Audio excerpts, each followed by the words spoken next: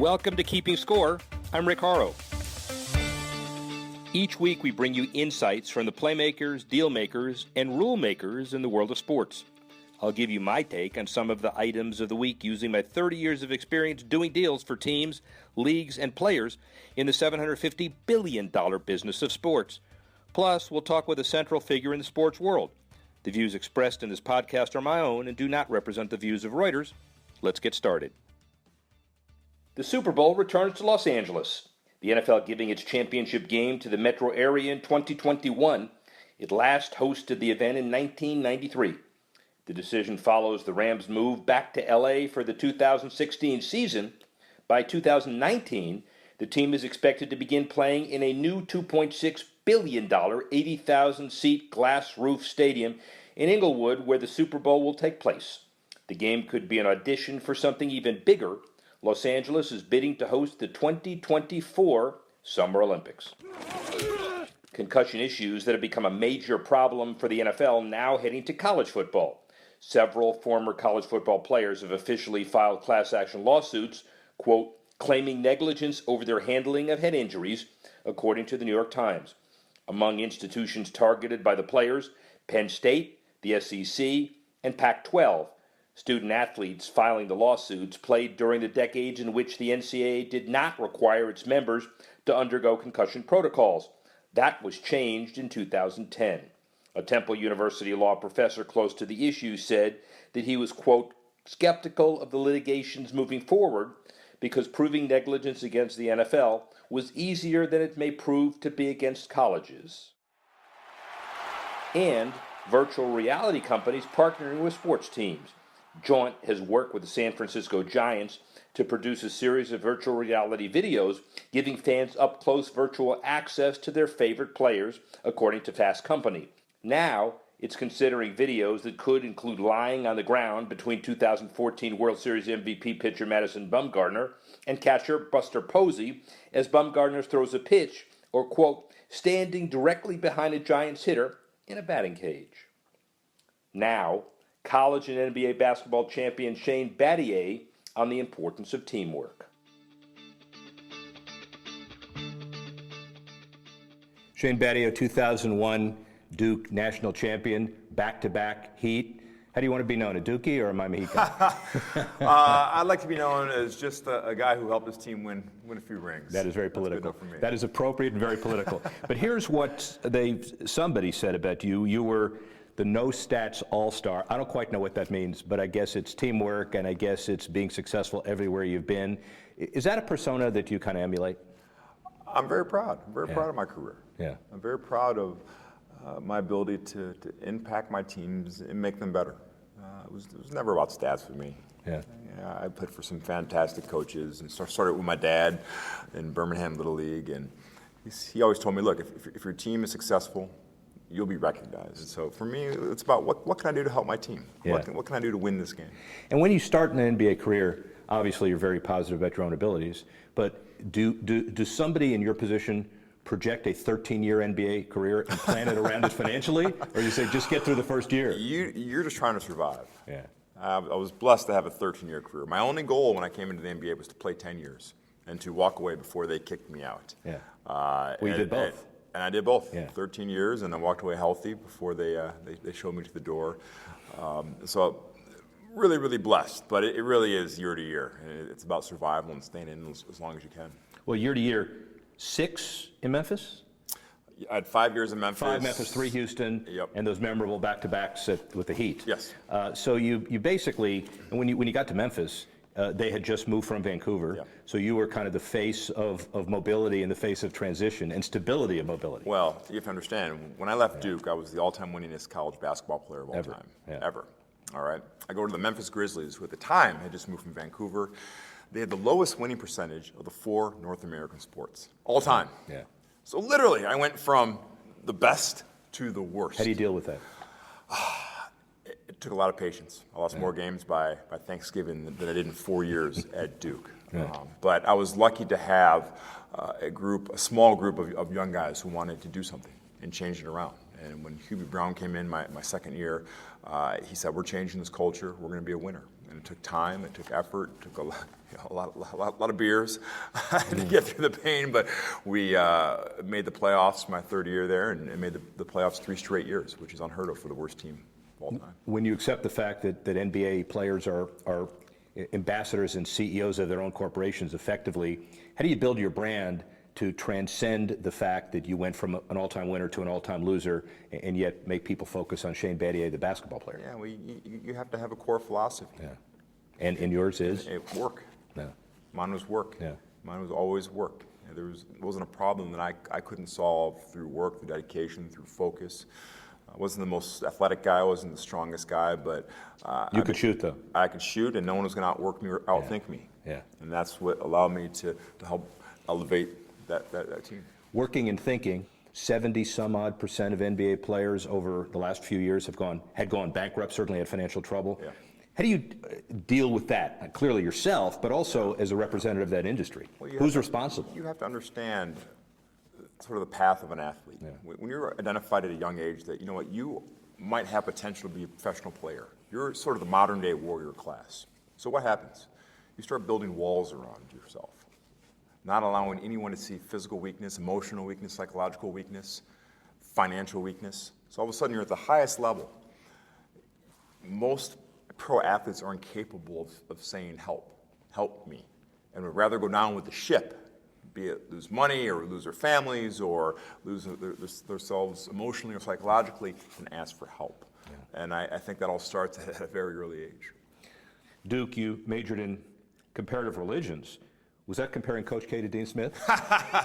Those are 2 great basketball deities right there. I really enjoyed my study at Duke around comparative religions. I figured, if I'm going to be there for 4 years, maybe look at something that I enjoy and I want to learn about. And so it was fascinating. Yeah, and obviously Duke, we're all biased, but Duke does it right. Duke prepares you, nurtures you, trains you. From a perspective of someone all-time winner, played more games, what do you think of the one and dones? I don't judge anybody. Yeah. Everybody has their own path. All right, there's no right way or wrong way to complete your journey. You know, for me, I wasn't good enough to go to the pros early, but I enjoyed college. I enjoyed being a college senior. I enjoyed being a man on campus and learning. Every situation is different, and I'm not going to begrudge anyone for achieving their dreams, reaching their dreams. Structurally, as a businessman, does the NBA and the Players Association restructure to require 2 years, or again, is it you're playing, you earned it, you have leverage, you do what you want? Well, optimally, I like what baseball does. Yeah. I think if you go to college, I think 2 years is beneficial for everybody. Yeah. For everybody. Yeah. For the player, for the college basketball game, for the NBA game, because you get more mature players coming in, a little better equipped to handle the stresses and pressures of professional basketball.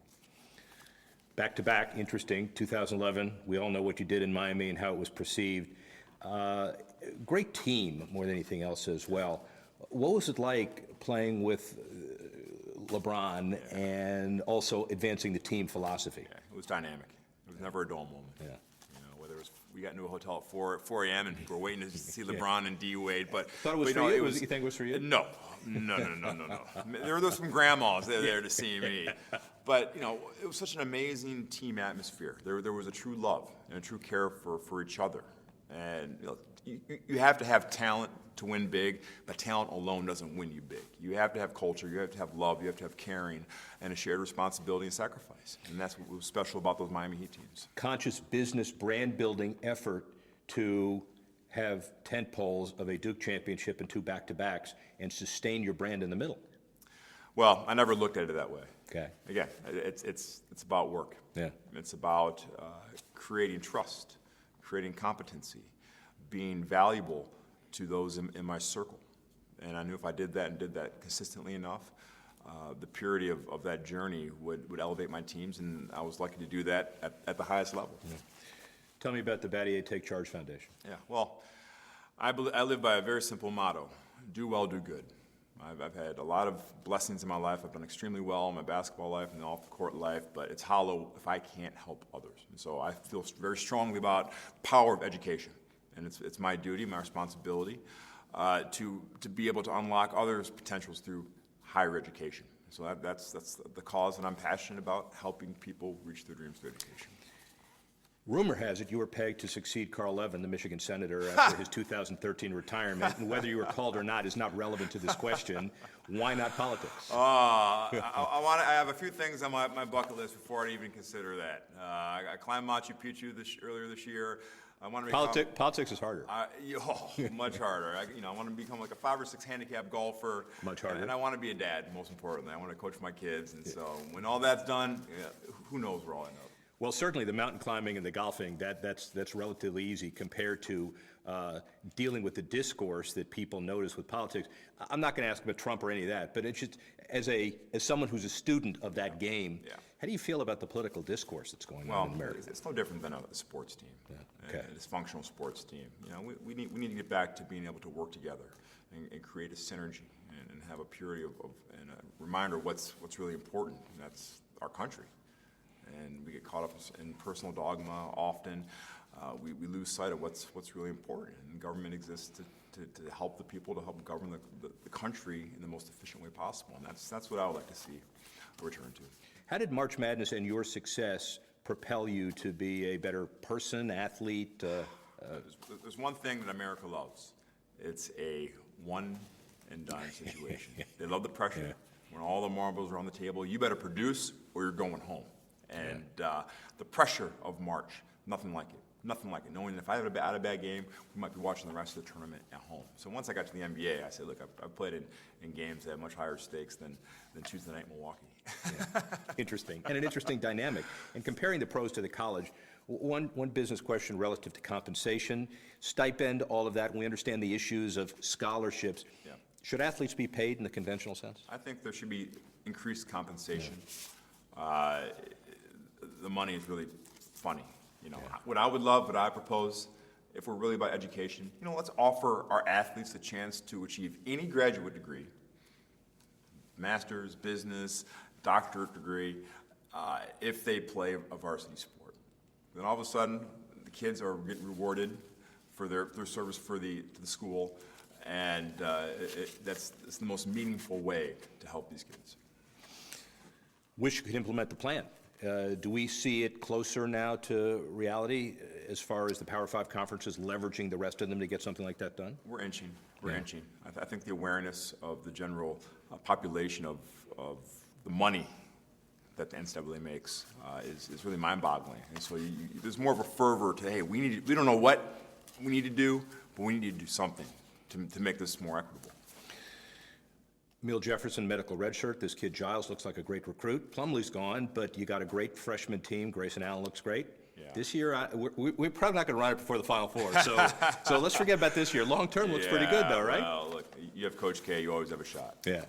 He's as good as he ever was, and his energy for a 70-year-old is amazing. Yeah. And even if they're banged up and a little short this year, never count them out next year. Yeah.